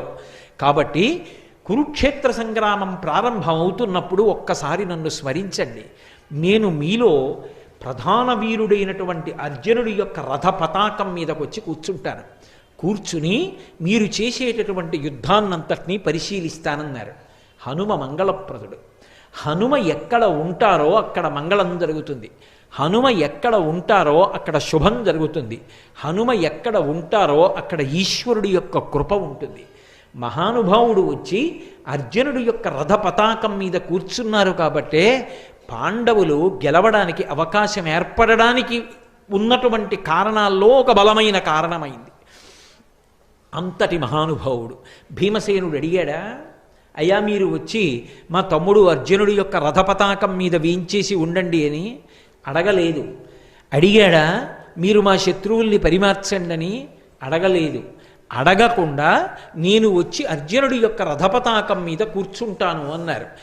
ఎక్కడ ధర్మం ఉంటుందో, ఎక్కడ ధర్మానురక్తి ఉంటుందో, ఎక్కడ ఈశ్వర భక్తి ఉంటుందో అక్కడక్కడ పిలవవలసినటువంటి అవసరం లేకుండా స్వామి హనుమ బయలుదేరి వస్తూ ఉంటారు. అసలు హనుమ లేకపోతే ఉపద్రవము గడవదు. నేను అందుకే మీతో మొట్టమొదట్లోనే మనవి చేయడానికి కారణం అదే. ప్రతిరోజు ఒక్కసారి సంధ్యాకాలంలో ఆకాశాన్ని దర్శనం చేసి నమస్కరించినటువంటి వాడికి ఉపద్రవములు తొలగి ఎలా మంగళాన్ని పొందుతాడో, అలాగే ప్రతిరోజు ఒక్కసారి స్వామి హనుమ వంక చూసి నమస్కారం చేసినటువంటి వాడు ఉపద్రవముల నుండి గట్టెక్కుతాడు. అది ఎంత మహోపద్రవం అవనివ్వండి, గట్టెక్కడానికి స్వామి హనుమ కారణమవుతారు. ఆయన గట్టెక్కిస్తారు. ఆయన యొక్క శక్తి అటువంటిది. మీకు నేను రామాయణంలోంచే ఈ మాట అన్నందుకు ఒక సందర్భాన్ని నిరూపణం చేస్తాను. రామాయణంలో రామరావణ యుద్ధం అయిపోయింది. రావణాసురుడు మరణించాడు. సీతారాములకు పట్టాభిషేకం అయిపోయింది. రామచంద్రమూర్తి సంతోషంగా పరిపాలన చేస్తున్నారు. అగస్త్యాది మహర్షులు ఒకసారి అయోధ్యానగరానికి విజయం చేసి రామదర్శనాన్ని అపేక్షించారు. రాముడు వారిని లోపలికి ప్రవేశపెట్టి అర్ఘ్యపాద్యాదులిచ్చి పూజించి ఉచితాసనముల మీద కూర్చోపెట్టి ఒక ప్రశ్న వేశాడు. రావణాసురుడు అంతటి అరివీర భయంకరుడు ఎలా కాగలిగాడు అని అడిగాడు. అడిగితే అగస్త్య మహర్షి ఒక మాట చెప్పారు. రామ, నిజానికి రావణాసురుడు కాదు అంత శక్తివంతుడు. రావణాసురుడి కన్నా శక్తివంతుడు, రావణాసురుడి కన్నా కొన్ని కోట్ల రెట్ల ప్రమాదకారి, పరమ భయంకరుడు ఇంద్రజిత్. ఆ ఇంద్రజిత్తు మరణించడం రామాయణంలో పెద్ద మలుపు. వాడు దైవవశం చేత, అదృష్టవశం చేత, మీ పరాక్రమం చేత మడిసిపోయాడు రామా అన్నారు. ఏమిటా ఇంద్రజిత్ విశేషం నాకు చెప్పవలసింది అని అడిగారు రామచంద్రమూర్తి. అప్పుడు చెప్పారు అగస్త్య మహర్షి. చాలా చిన్న వయస్సులో కృష్ణాజినం కట్టుకుని యజ్ఞోపవీతం వేసుకుని శిఖతో ఉండగా, అంత చిన్న వయస్సులో 7 యజ్ఞాలు చేశాడు. అవి ఒకటి కాదు, అశ్వమేధము, వాజపేయము, పౌండరీకము, ఇటువంటివి 7 పూర్తి చేశాడు. 7వది మహేశ్వర ప్రీతి కొరకు చేశాడు. 7 యజ్ఞములు అనితర సాధ్యమైన రీతిలో పూర్తి చేసి అంత బంగారం దానం చేశాడు. చేస్తే పరమేశ్వరుడు ప్రత్యక్షం అయ్యాడు. నీకేం కావాలని అడిగాడు. నాకు తామసీ విద్య కావాలన్నాడు. తామసీ అంటే ఆ వ్యక్తి యుద్ధానికి బయలుదేరితే చీకట్లు సృష్టిస్తాడు. కటిక చీకటి అయిపోతుంది. ఆ కటిక చీకట్లో ఆ వ్యక్తి ఎక్కడున్నాడో ఎవరికీ తెలియదు. ఆయన యొక్క నిలబడిన ప్రదేశం ఎవరికీ గుర్తించడానికి యోగ్యంగా ఉండదు, ఎవరికీ తెలియడు. ఆ చీకట్లో ఉంటాడు. రథం కూడా దివ్యరథం ఉంటుంది. అది ఈశ్వర ప్రసాదంగా వచ్చిన దివ్యరథం. దాని గుర్రాలు అంతే, అక్షయబాణ తూణీరాలు అంతే. అందులో ఉండి చీకట్లోంచి మేఘముల చాటు నుంచి బాణాలు విడిచిపెడతాడు. ఎంతమందినైనా పడగొడతాడు. అసలు బాణం ఎక్కువ పెట్టడానికి ఎక్కడున్నాడో తెలియదు ఎవరికి. అటువంటి గుర్రాన్ని, అటువంటి గుర్రాల్ని, అటువంటి రథాన్ని, అటువంటి అక్షయబాణ తూణీరాల్ని, తామసీ విద్యని పొందాడు. పొంది రావణాసురుడి యొక్క ఆశీర్వచనాన్ని పొందాడు. ఒకప్పుడు రావణాసురుడు స్వర్గలోకం మీదకి దండయాత్ర చేసి దేవేంద్రుడితో యుద్ధం చేశాడు. దేవేంద్రుణ్ణి ఇంకా గెలవలేదు, కానీ బడలిపోయాడు. ఆ బడలిపోయి ఉన్నప్పుడు బయలుదేరి వచ్చాడు ఇంద్రజిత్తు. తనకున్నటువంటి తామసీ విద్యని ఆవిష్కరించాడు. వెంటనే ఇంద్రుణ్ణి బంధీకృతుణ్ణి చేశాడు. రథంలో పెట్టుకుని రావణుడి దగ్గరికి వచ్చారు. నాన్నగారు యుద్ధం అయిపోయింది, ఇంద్రుణ్ణి బంధించేశాను, పదండి అంతఃపురానికి అన్నాడు. తెల్లబోయాడు రావణాసురుడు. ఇంతటి అరివీర భయంకరుణ్ణి, ఇంతటి తపశ్శాలిని నేను ఓడించలేదు, వీడు గెలిచేశాడు ఇంద్రజిత్తు ఆ ఇంద్రుణ్ణి. ఇంద్రుడిని బంధించి లంకాపురానికి తీసుకొచ్చి అంతఃపురంలో కారాగారంలో ఉంచాడు. ఇప్పుడు పులస్త్య బ్రహ్మ, చతుర్ముఖ బ్రహ్మ ఇద్దరూ బయలుదేరి వచ్చారు. ఇంద్రుణ్ణి బంధించడం మర్యాద కాదయా, విడిచిపెట్టు. కానీ ఇంద్రుణ్ణి గెలిచిన వాడివి కాబట్టి ఇక నుంచి నిన్ను మేఘనాథుడని పిలవరు, ఇంద్రజిత్ అని పిలుస్తారు. ఆయన అన్నాడు, ఇంద్రుణ్ణి విడిచిపెడతాను, కానీ నాకు మరణం లేకుండా వరమిమ్మన్నాడు. అసలే అంత భయంకరమైనటువంటి తామసీ విద్య చేతిలో ఉన్నవాడు, ఈశ్వరానుగ్రహ సంపన్నుడు, ధర్మమును విడిచిపెట్టినవాడు, ఏ ప్రమాదం తెస్తాడో అని బ్రహ్మగారు అన్నారు. అలా చిరంజీవిత్వాన్ని ఇవ్వడం కుదరదు. ఈ లోకంలో పుట్టిన వాళ్ళందరూ వెళ్ళిపోవలసిందే. అందుకే ఇది మర్త్యలోకము అని పిలవబడుతుంది. కాబట్టి శరీరం విడిచిపెట్టాలి. కానీ ఇంద్రుణ్ణి గెలవడం కన్నా గొప్పతనం లోకంలో ఎక్కడుంది? నిన్ను నేను నా నోటితో ఇంద్రజిత్ అని పిలుస్తున్నాను. అప్పుడు ఇంద్రజిత్ అన్నాడు, అయితే పోనీ ఒక వరం ఇవ్వండి. నేను ప్రతిరోజు నికుంభిలకి హోమం చేస్తాను. లంకాపట్టణంలో ఉండేటటువంటి దేవత. ఆవిడికి హోమం చేసినప్పుడు చాలా ఉగ్రమైన హోమం చేస్తాడు. నెత్తురు అందులో పోసి నల్లమేకని పళ్ళతో పట్టి పీకుతాడు. పీకి హవ్యం ఇస్తాడు. అటువంటి హోమం చేస్తాను. హోమం పూర్తి చేసి రథం ఎక్కితే ఇక నన్ను ఓడించగలిగిన వాడు 3 లోకముల యందు ఉండకూడదు. తథాస్తు వరమిచ్చాడు. అందుకే ఇంద్రజిత్తుని ఎవరూ నిగ్రహించలేరు. అటువంటి ఇంద్రజిత్ రామాయణంలో ఏ కారణానికి పడిపోయాడో తెలుసా? అసలు మీరు యుద్ధకాండ చదివితే రామాయణం ఇంతకుముందు ఎప్పుడూ చదవలేదు, ఇదే మొట్టమొదటిసారి. అసలు రామకథ ఏమిటో తెలియదు అనుకోండి, ఉద్విగ్నతతో వెంట్రుకలు నిక్కపొడుచుకుంటే అసలు ఏమవుతుందని. రామరావణ యుద్ధం కన్నా ఇంద్రజిత్ యుద్ధం అలా ఉంటుంది యథార్థానికి. వాడు బ్రహ్మాస్త్రం వేసి బంధించాడు రామలక్ష్మణులను. ఒకసారి మాయాసీతని తీసుకొచ్చాడు రథంలో. హనుమ అంతటి వారు నమ్మేశారు నిజంగా సీతని. ఎందుకంటే అశోకవనంలో హనుమ దర్శనం చేసినప్పుడు కృషీభూతయి సీతమ్మ ఎలా ఉంటుందో అటువంటి సీతమ్మని మాయాసీతని సృష్టించాడు. సృష్టించి ఆవిడ్ని కర్ర పెట్టి కొడుతూ తీసుకొచ్చాడు. ఆవిడ అరుస్తుంటే ఆ బాధ చూసి యుద్ధం చేస్తున్న వానరులందరూ తెల్లబోయి ఆగిపోయారు. హనుమ అంతటి వారు దుర్మార్గుడా, కులకాంతని కొడుతున్నావు, నాశనం అయిపోతావురా అన్నారు. కొట్టడం ఏమిటి? ఈమె కొరకు కదా మీరు యుద్ధానికి వచ్చారు, ఈమె మీకు దక్కకుండా చేస్తానని ఖడ్గం తీసి కంఠం నరికించాడు.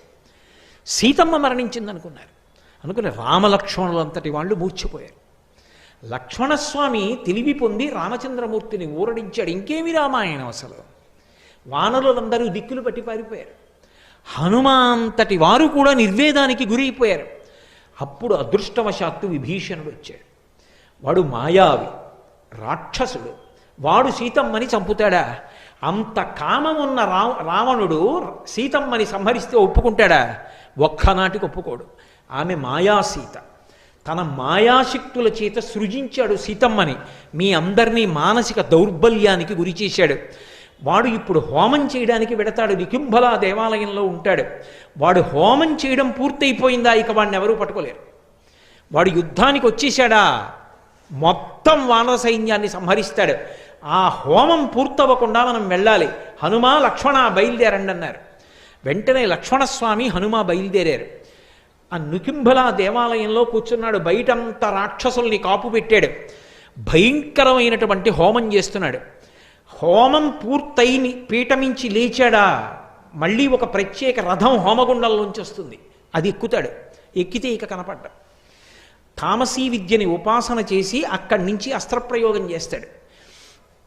కాబట్టి ఇప్పుడు పీటల మించి లేచిపోవాలి. బ్రహ్మగారికి మాటిచ్చాడు, ఏ రోజునైనా హోమం చేస్తుండగా పూర్తి చెయ్యకుండా పీటల మించి లేచిపోతే ఆ రోజున నేను మరణిస్తానన్నాడు. ఇంద్రజిత్ చచ్చిపోతే తప్ప ఆ యుద్ధం గెలవడం సాధ్యం కాదు. పడిపోవాలి ఇంద్రజిత్. అలా పడిపోవాలంటే పీటల మించి లేచిపోవాలి. పీటల మించి లేచిపోవాలంటే ఎలా? మహానుభావుడు స్వామి హనుమకి సాధ్యమైంది. అక్కడ ఉన్న వానర వీరులందరినీ మర్దించేశారు. అక్కడ ఉన్న రాక్షస వీరుల్ని మర్దించేశారు పట్టుకుని. ఆ చుట్టుపక్కల కాపలా ఉన్న వాళ్ళు పెద్ద పెద్ద కేకలు పెట్టారు. ఓయ్ ఇంద్రజిత్తు, అసలు తర్వాత నువ్వు ఈ హోమం పూర్తి చేయడం, యుద్ధానికి వెళ్ళడం, అసలు మేము బతికుంటే కదూ. ఓ పక్క నుంచి మమ్మల్ని అందరినీ చంపేస్తున్నాడు ఈ హనుమ. ఈయన వచ్చి నీ మీద పడిపోతాడు. లే, రా, రక్షించు రక్షించు అని అరిచారు. తన వారన్న వారందరూ చేస్తున్నటువంటి ఆ హాహాకారాలు, ఆ కేకలు విని తట్టుకోలేకపోయాడు ఇంద్రజిత్. తట్టుకోలేక చేస్తున్న హోమాన్ని మధ్యలో విడిచిపెట్టి పీఠమించి లేచిపోయి రథం ఎక్కాడు. ఇదే రోజును సంహరించి ఇవ్వాలన్నాడు విభీషణుడు లక్ష్మణస్వామిని. స్వామి హనుమ రోజున అలా బుద్ధితో యుక్తి పన్ని ఉండకపోతే, అంత బలంతో రాక్షసుల్ని మర్దించి ఉండకపోతే అసలు లేస్తాడా పీటల మించి ఇంద్రజిత్? లేవకపోతే ఇంద్రజిత్తుని సంహారం చేయడం కుదురుతుందా? ఆ రోజు వాడు హోమం పూర్తి చేస్తే ఏమయ్యేదో రామాయణం. హోమం పూర్తి చేయకుండా రథం ఎక్కి యుద్ధానికి వచ్చాడు. యుద్ధానికి వస్తే ఇద్దరి మధ్య భయంకరమైన యుద్ధం జరుగుతోంది. లక్ష్మణస్వామి నేల మీద ఉన్నారు. వాడు రథం మీద ఉన్నాడు, అది దివ్యరథం. అప్పుడు స్వామి హనుమ వాహనమై లక్ష్మణస్వామిని తన భుజాల మీదకి ఎక్కించుకున్నారు. ఎక్కించుకున్న నాడు ఆ హనుమని బాణములు పెట్టి కొడితే పూచిన మోదుగు చెట్టులా అయ్యారు. అయినా సరే రామకార్యం కోసం, రాముడి కోసం, ధర్మం కోసం, తనని నమ్ముకున్న వానరుల కోసం, తన ప్రభు అయిన సుగ్రీవుడి కోసం లక్ష్మణస్వామిని వహించారు. భయంకరమైనటువంటి యుద్ధం ఇద్దరికీ మధ్య జరిగింది.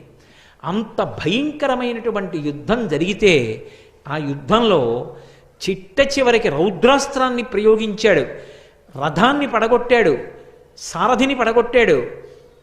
చిట్ట చివరికి ఇంద్రజిత్తు ఇవన్నీ పోయినా సరే చేతిలో ఖడ్గాన్ని పట్టుకొని వేరొక ధనస్సు తీసుకుని లక్ష్మణస్వామి మీదకి యుద్ధానికి వచ్చాడు. ఐంద్రాస్త్రాన్ని ప్రయోగించి రామాయణానికి మూలమంత్రం అంటారు. ధర్మాత్మ సత్యసంధశ్చ రామో దాశరథిర్యది పౌరుషీచా ప్రతిద్వంద్వశరైనం జహిరావణిం. ఈ మాటలు చెప్పి రావణుని యొక్క కుమారుడైన ఈ ఇంద్రజిత్తు మరణించుగాక అని బాణప్రయోగం చేస్తే అప్పుడు ఇంద్రజిత్తు యొక్క శిరస్సు ఛేదింపబడింది. స్వామి హనుమ లేకపోతే అసలు ఆ ఇంద్రజిత్తు సంహారం చెయ్యడం అనేటటువంటిది అంత తేలికగా జరిగి ఉండేదా అనే ఆలోచన చేస్తే అసలు అది అంత తేలికగా జరిగేటటువంటి కార్యం కానే కాదు. మహానుభావుడైనటువంటి హనుమ ఆర్తత్రాణపరాయణుడై ఎక్కడ ఎవరు ఎలుగెత్తి హనుమాని పిలవనివ్వండి, పరమ సంతోషంతో పరుగు పరుగున వచ్చి కాపాడతారు. ఆయన్ని పిలవక్కర్లేదు, ఆయన పేరు పెట్టి రామనామం చెప్తే చాలు పరమ ప్రసన్నుడైపోతారు. అందున ఆశ్చర్యం ఏమిటంటే సంవత్సరం మొత్తం మీద తప్పకుండా రామనామం కంఠ ఉన్నందుకు గళమెత్తి చెప్పవలసిన రోజు ఏదైనా ఉంటే ఇవ్వాలే. మార్గశిర మాసంలో వచ్చినటువంటి శనివారం. ఈ శనివారం నాడు ఎవరు రామనామ సంకీర్తనం చేస్తారో వాళ్ళందరికీ కూడా హనుమ యొక్క కృప విశేషంగా కలుగుతుంది. అంతటి మహానుభావుడు.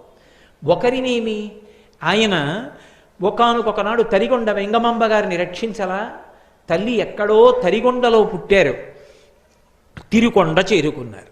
తిరుకొండ తిరుమల, తరిగొండ వెంకటాచల క్షేత్రానికి దగ్గరలోనే ఉంటుంది. నరసింహస్వామి బిడ్డలు లేకపోతే కానాల కృష్ణయ్య మంగమ్మ అనేటటువంటి దంపతులు వెంకటాచలంలో వెంకటేశ్వర స్వామి వారిని ఉపాసన చేస్తే ఆయన అనుగ్రహంగా పుట్టింది. అందుకని వెంకమ్మ అని పేరు పెట్టుకున్నారు.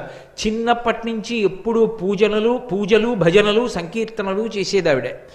ఈ పిల్ల ఆడపిల్ల ఇక్కడ ఇలా భక్తిలో మునిగిపోతే రేపు పొద్దున్న అత్తవారింట్లో ఎలా పేరు తెచ్చుకుంటుంది? పెళ్లి చేయండి, మార్పు వస్తుందన్నారు.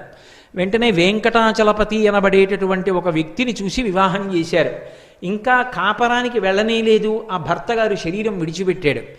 నేను విధవని కాను, నేను ఎప్పుడో వెంకటేశ్వరుడు ఇల్లాలని, నాకు పెళ్లి చెయ్యొద్దని చెప్పేది ఆవిడ. అందుకని ఆవిడ సౌభాగ్య సూచనలను విడిచిపెట్టలేదు. విడిచిపెట్టకపోతే ఆ తరిగొండలో నేను ఆ తరిగొండ వెళ్ళి ప్రత్యేకంగా ఆ నరసింహస్వామి దేవాలయం, వేంగమాంబ గారు తిరిగిన ప్రాంతాలు దర్శనం చేసి పరమ పరవశత్వాన్ని పొంది వచ్చాను ఒకప్పుడు. ఆ నృసింహస్వామి దేవాలయం ఇప్పటికీ మీరు వెళ్ళినా చూడొచ్చు తరిగొండలో. ఆ తల్లి మంగళప్రదమైనటువంటి చిహ్నములతో సౌభాగ్యవంతురాలైన స్త్రీ ఎలా ఉంటుందో అలా పసుపు, గాజులు, పువ్వులు, కుంకం వీటితో ఉంటోందని ఒకప్పుడు ఆ ఊరు పీఠాధిపతులు వస్తే వారికి ఫిర్యాదు చేశారు. ఊళ్ళో ఉన్నవారు ఆయన పిలిపించారు వెంగమాంబ గారిని. వెంగమాంబ గారు చేతిలో పళ్ళు పట్టుకొచ్చి అక్కడ పెట్టి నిలబడ్డారు, నమస్కరించలేదు. పీఠాధిపతులు అడిగారు, ఎందుకు నమస్కరించలేదు నాకని అడిగారు. మీరు ఏమనుకోకుండా ఒక్కసారి లేవండి అన్నారు ఆవిడ. పీఠాధిపతులు లేచారు. ఆవిడ పీఠానికి నమస్కారం చేశారు. పీఠానికంటే ఆయన కూర్చున్న ఆసనానికి. ఆసనం భగ్గున కాలిపోయింది. అప్పుడు ఆయనకు అర్థమైంది ఈవిడ కారణజన్మురాలు, ఇటువంటి ఆవిడ జోలికి వెళ్ళవద్దు, ఈమె సంప్రదాయములకు అతీతమైన వ్యక్తి, అన్నీ ఒక గాట కలిపి మాట్లాడకూడదు, ఆమె సంప్రదాయాతీతమైన వ్యక్తి అని పీఠాధిపతులు చెప్పిన తరువాత కొన్నాళ్ళు ఆవిడ జోలికి వెళ్ళలేదు. కానీ ఒకప్పుడు ఆమె ఆ దేవాలయంలో హనుమ పాద సన్నిధిలో కూర్చుని ధ్యానంలో ఉండగా అర్చకులు జుట్టు పట్టి ఈడ్చేసి, మా ఊరికి దాపురించావు, ఎక్కడికైనా పోయినా బాగుండు నువ్వు అన్నారు.